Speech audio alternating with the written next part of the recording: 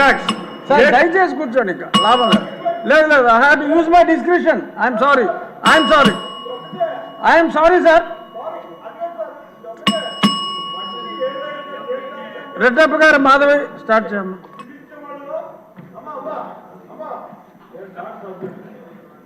మీరు senior most సభ్యులు sir. First time ఎమ్మెల్యేలకు అవకాశం ఇవ్వరా? ఏంటి ఇది? కూర్చోండి సార్. మీరు ఒకటి చెప్తారు. ధన్యవాదాలు అధ్యక్ష.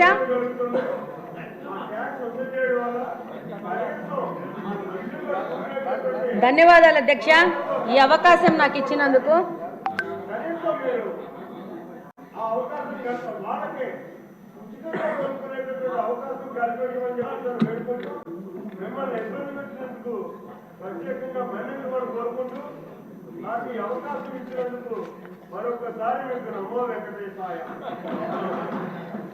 ధన్యవాదాలు అధ్యక్ష.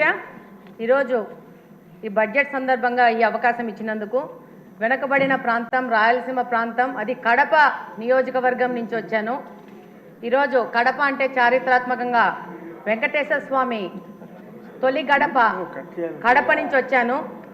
విపరీతమైన మినరల్ రిసోర్సెస్ ఉన్న ప్రాంతం నుంచి వచ్చాను. కానీ మా నియోజకవర్గానికి మంచినీళ్ళు లేని పరిస్థితిలో మేము చాలా కొట్టుమిట్టాడుతూ ఉన్నాము. దాదాపు బ్రిటిషర్స్ కాలంలోనే మాకు ఎయిర్పోర్ట్ ఉంది, ఎయిర్ బేస్ ఉంది. అప్పుడే డెవలప్ అయిన కడప నియోజకవర్గానికి ఈరోజు పరిస్థితి ఏంటంటే, మాధవి గారు, ఇది బడ్జెట్ మీద డిస్కషన్. చెప్తాను. అట్లా మీ సమస్యకి మళ్ళీ టైం దొరుకుతుంది. మీ నీటి సమస్యకి కొంచెం చెప్పండి. కొంచెం చెప్పండి అధ్యక్ష. ఈరోజు దాదాపు 164 స్క్వేర్ కిలోమీటర్స్ విస్తీర్ణం ఉన్న కడపలో దాదాపు ఈరోజు 5 లక్షల జనాభా ఉంది. 1971లో 23,000 జనాభా ఉన్న ప్రాంతము ఈరోజు 5 లక్షలుగా జనాభా తయారైంది. కానీ ఈరోజు బడ్జెట్లో కేటాయింపులు చాలా విభాగాలకు కేటాయించినారు. అందులో భాగంగా ఈరోజు మా ప్రాంతం నుంచి మాకున్న ప్రధాన సమస్యను ఈరోజు సభ దృష్టికి తీసుకురావాలని చెప్పి ఈరోజు మీకు అవకాశం అడగడం జరిగింది.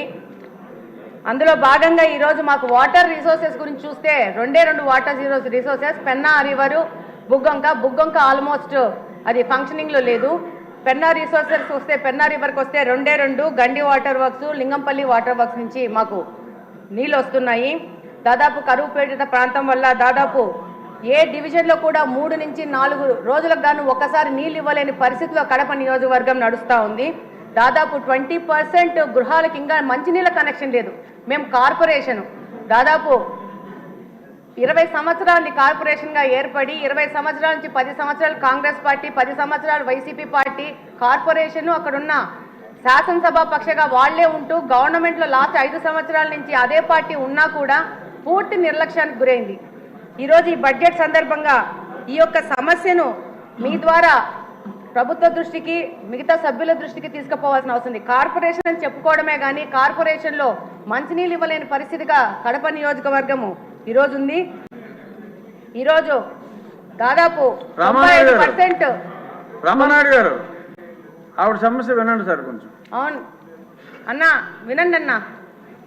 95% ప్రజలు ఇంకా తాగడానికి మంచినీళ్ళు కొనుక్కునే పరిస్థితిలో ఉన్నారు. ఎంత దుర్భరమైన పరిస్థితి అంటే వాటర్ ప్లాంట్ల నుంచి వచ్చిన రిమైనింగ్ వాటర్ని కూడా పట్టుకొని పోయి గృహ అవసరాలకు వాడుకునే పరిస్థితిలో కడప నియోజకవర్గం ఉంది. కార్పొరేషన్కి సమ్మర్ స్టోరేజ్ ట్యాంక్ లేదు. మనకు ఎన్నో కార్పొరేషన్స్ ఉన్నాయి. అత్యంత హీన స్థితిలో ఉన్న కార్పొరేషను ఈ కడప నియోజకవర్గం యొక్క కార్పొరేషను. దాదాపు 100ల సంఖ్యలో వాటర్ ట్రీట్మెంట్ ప్లాంట్లు పెట్టుకొని వ్యాపారస్తులు నీళ్ళు అమ్ముకుంటా వ్యాపారం చేసుకునే పరిస్థితి. లాస్ట్ వైసీపీ గవర్నమెంట్లో వైసీపీ నాయకులు స్కూళ్ళని కూడా మూయించేసి దాంట్లో కూడా వాటర్ ప్లాంట్లు పెట్టుకొని నీళ్ళు అమ్ముకునే పరిస్థితులు కడప నియోజకవర్గం ఈరోజు నడుస్తూ ఉంది. దాదాపు 5 లక్షల మంది జనాభా అంటే నివేదికల ప్రకారం 135 లీటర్స్ వాటర్ పర్ హెడ్ ఇవ్వాల్సి వస్తే 5 లక్షల మందికి దాదాపు 70 MLD వాటరు ప్రొవైడ్ చేయాల్సిన పరిస్థితిలో ఉండాల్సింది. ఈరోజు 40 MLD వాటరు ఇచ్చే పరిస్థితిలోనే కడప నియోజకవర్గం ఉంది. దాదాపు 1943లో గండి వాటర్ వర్క్స్లో బ్రిటిషర్స్ వాళ్ళు అప్పుడు 10-20 వేల జనాభాకు 12 MLDలో ఒక ఇన్ఫ్లేషన్ వెల్స్ కట్టే అదే ఇన్ఫ్లేషన్ వెల్స్ ఈ రోజుకు 2024వ సంవత్సరంలో కూడా అదే 12 MLD ఇన్ఫ్లేషన్ వెల్ ఇచ్చే వెల్నే వాడుకుంటూ కడపకు నీళ్ళు ఇచ్చుకుంటున్నాము.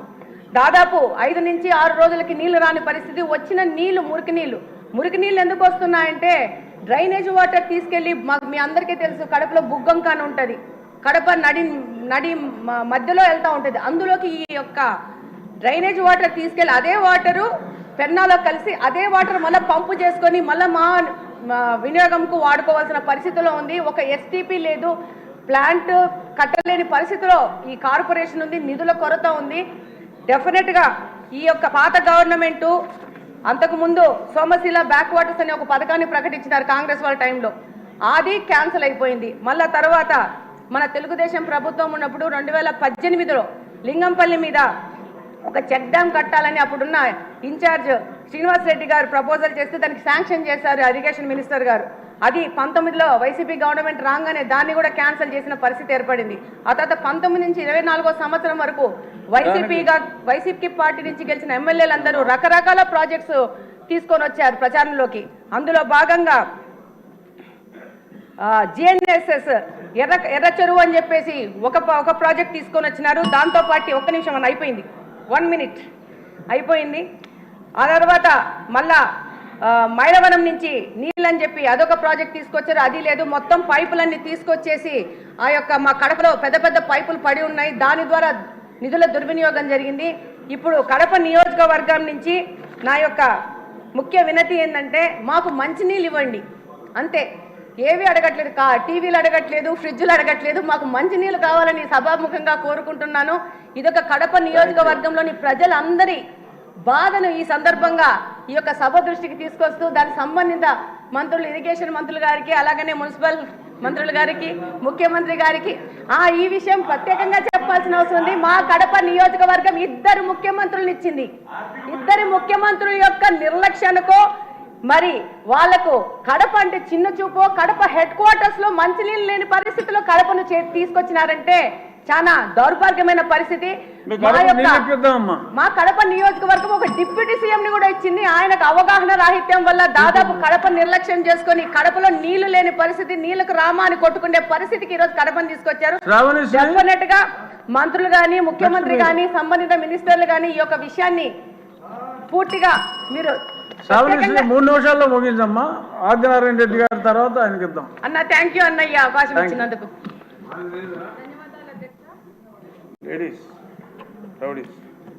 ధన్యవాదాలు అధ్యక్ష. శాసనసభలో మొట్టమొదటిసారిగా మాట్లాడే అవకాశం కల్పించినటువంటి పూజ్యులు తండ్రి సమానులైన ముఖ్యమంత్రి వర్యులు శ్రీ నారా చంద్రబాబు నాయుడు గారికి, లోకేష్ అన్న గారికి, అలాగే మా సింగనమల నియోజకవర్గ ప్రజలందరికీ కూడా ధన్యవాదాలు, నమస్కారాలు అధ్యక్ష.